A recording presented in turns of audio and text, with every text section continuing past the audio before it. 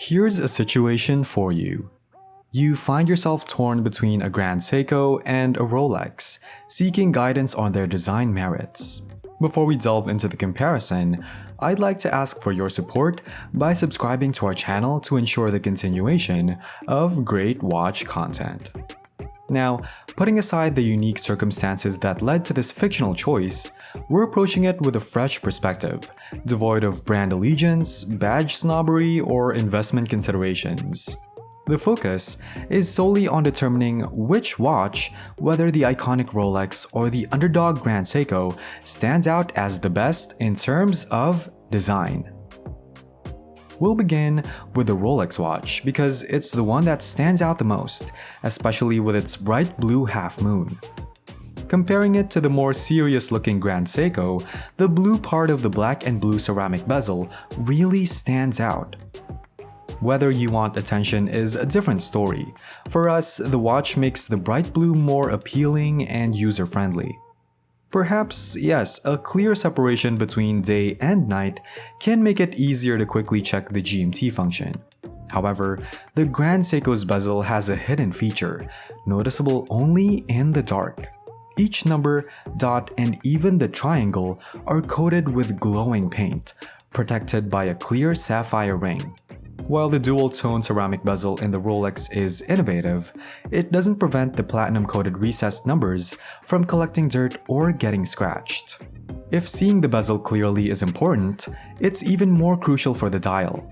Rolex is famous for its neat, easy-to-read dials, often imitated by other watchmakers. Even with a list of features on the dial, not the longest on a modern Rolex, it doesn't feel too disruptive to the watch's usability. The most noticeable addition might be the magnifying window over the date, hiding about 5 minutes of dial time. This could have been avoided with a slightly larger date window. On the contrary, the Grand Seiko's date window shows that the right proportions eliminate the need for magnification.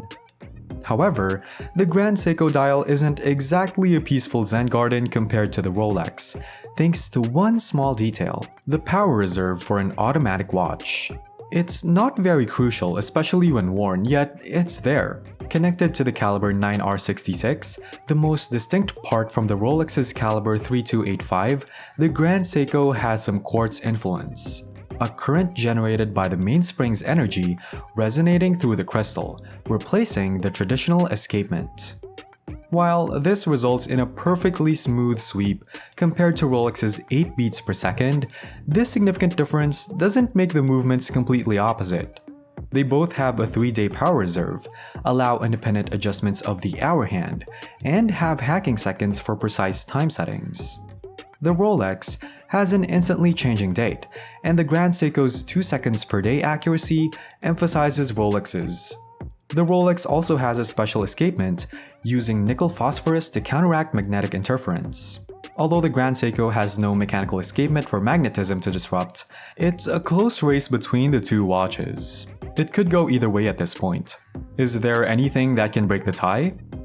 Deciding between these two watches based on specifications alone is nearly impossible.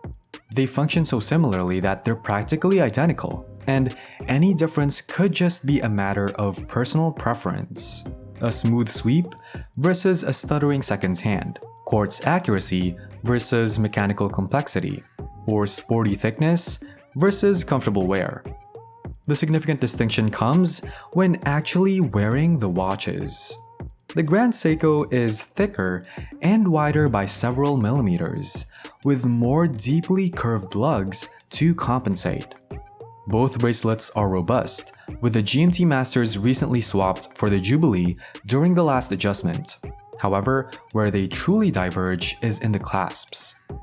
The Grand Seiko's clasp is decent but basic, while the Rolex's seem like it could have been crafted by Isambard Kingdom Brunel himself. The difference is apparent in the finer points. For our new buyer, the Rolex offers a glossy black dial adorned with white gold hands and markers encircled by print. This clean and easy-to-read design, along with polished case sides and bracelet center links, brings a touch of sophistication, competing with the gleam of the ceramic bezel to grab attention first. It's well done, but straightforward, not overwhelming or overly extravagant, but it does provide an opportunity for the Grand Seiko to try and steal the spotlight. Let's take the second hand as an example. On the Rolex, it's almost flat, cut from a metal sheet and then polished for a nice finish. This is how most manufacturers do it, fixing it in place with a nearly invisible interference fit hole in the center. However, Grand Seiko has chosen to enhance this detail. Unlike the single stage of the Rolex second hand, the Grand Seiko has two parts, the main shaft and the cap. This cleans up the connection between the second hand and the movement, making it unseen. But that's just the start. These parts are stamped like the Rolexes, but in the finishing, they've been given a more three-dimensional profile. The shaft is rounded, sharpened at the tip, flattening as it gets closer to the counterweight. The cap is flattened on top, but adorned with a bevel to reduce its profile. The same attention to detail is applied to the markers. While simple borders work for the luminous paint on the Rolex, the Grand Seiko markers are solid structures, rising from the dial, polished around the edges, and capped with a ridged pattern that catches light from all angles. This level of finesse is almost invisible against a rich matte black dial. Yet, it exists, providing an unexpected surprise for those who take a closer look. Many people might not even notice these differences. For our hypothetical scenario, if you have an inclination to examine each watch to the extent needed to see these distinctions, it could be the deciding factor. Or, if the size and simplicity of the Rolex impress you before considering these details, the Grand Seiko might be ruled out before it gets a chance to show its unique features. The key is that these two watches are so closely matched, with such small differences that ignoring their significant distinctions is to overlook their biggest differences entirely. The fact that the Rolex costs an additional £2,250 compared to the Grand Seiko is less likely to be the deciding factor than the Rolex bearing that iconic coronet. In other words, is it even possible to be truly impartial when faced with the inviolable position of choosing between these two watches? There's only one thing you need to think about. If this experiment has taught us anything, it's that the brand badge and history are as important, if not more so, than the sum of a watch's parts. And that's okay. It's acceptable to acknowledge that a watch holds significance beyond its specifications or vice versa. You might look at the Grand Seiko and aspire to be a part of a brand that has surpassed and out-innovated its Swiss counterparts for over half a century. Alternatively, you might see the Rolex and feel a sense of warmth at the idea of wearing a brand with so much prestige. After all, there's much more to being human than logic. And that's a wrap. Thanks for joining us at ventichic. Remember to like and comment on this video. Also, be sure to subscribe to our channel so you don't miss any updates. See you in our next video.